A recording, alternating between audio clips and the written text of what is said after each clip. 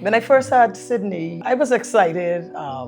She just looked like a little squid. I was really happy, I wanted a girl and she was, I got a girl, so I was excited. She just had a peaceful spirit. She was peaceful from the womb. As she got older, she was always popular in school, always had a lot of friends, a lot of people like Sydney, Sydney this, Sydney that. My name is Coach Frankie St. Louis.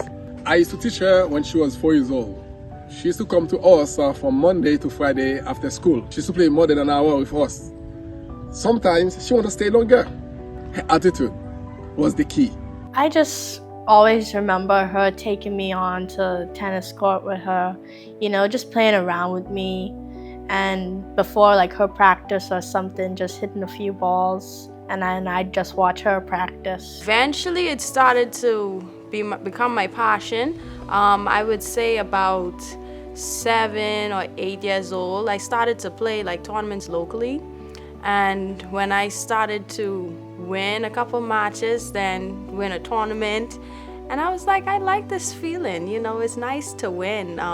Winning isn't everything, but it's nice to say something I can call my own. Oh yeah, I won this tournament, or yeah, I have a couple trophies at home. For us to see her win the tournament here in the Bahamas, she played twice. She won the tournament at home, singles and doubles, and so that was a big excitement for us to see her play at home. Sydney is more determined and fierce with her game. She is not afraid to go for the winning shots, no matter who her opponent is. Whenever I'm training with Sydney, she always encourages me to keep pushing through the drills because every time I go further, it helps to elevate my game. For what she has accomplished with limited resources, I feel very, very proud. I feel proud of Sydney. A lot of people don't understand the dynamics of tennis, The sport can be very costly, and if you're a junior tennis player playing on the ITX circuit, being a full-time student, playing tennis, having to travel, when sometimes you'd have to miss school, you travel just because you want to maintain you're competing with the rest of the world, so you can't just play your local tournaments. You have to go there, you have to compete with everybody else. So to be able to do that as a full-time student, I think that's a lot. On my junior career ending, my career high was 261 in the world, which was pretty good, especially for someone in traditional school. Who knows if I did online? Who knows? Maybe I could have made the top 100, but we're prepping for the future. So now we're just seeing how it goes. Always looking forward, always being positive, always a strong mentor and advocate for doing right. Sydney is an incredible human being, and if you know her, you know that's true.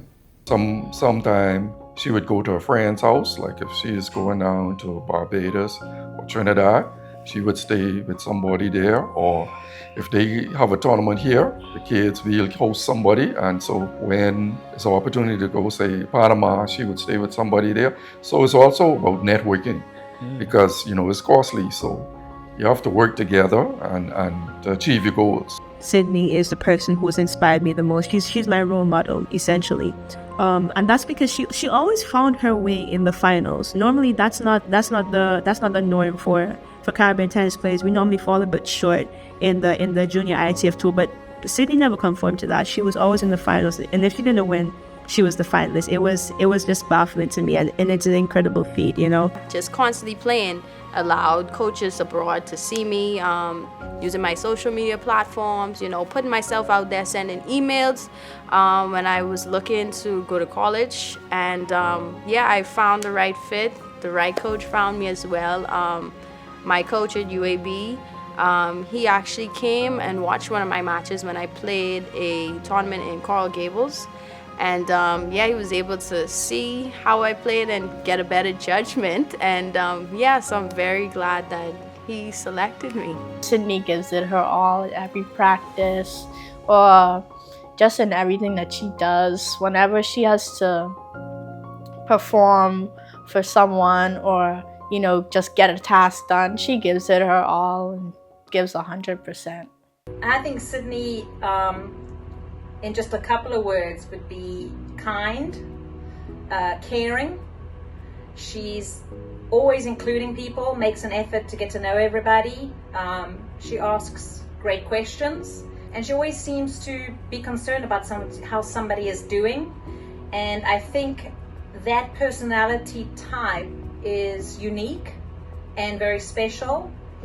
And I think that makes Sydney one of my favorite people to be around. And her smile goes a very long way. That first semester was pretty rough, especially going on my own.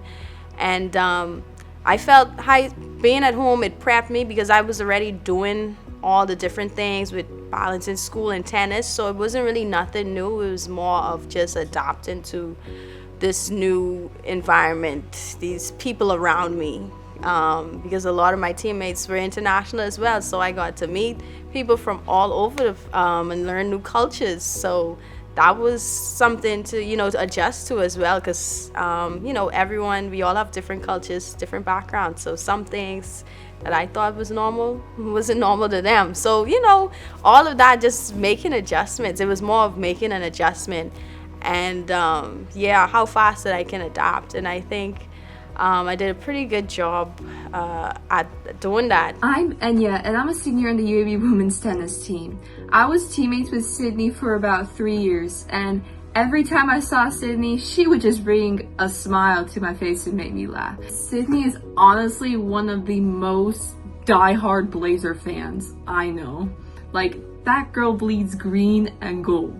It was tough. I had moments where I really wanted to come home and just like, this is not for me. COVID, not being able to see people in my room, just a dorm tennis class, it was tough, but we made it work. We pushed through.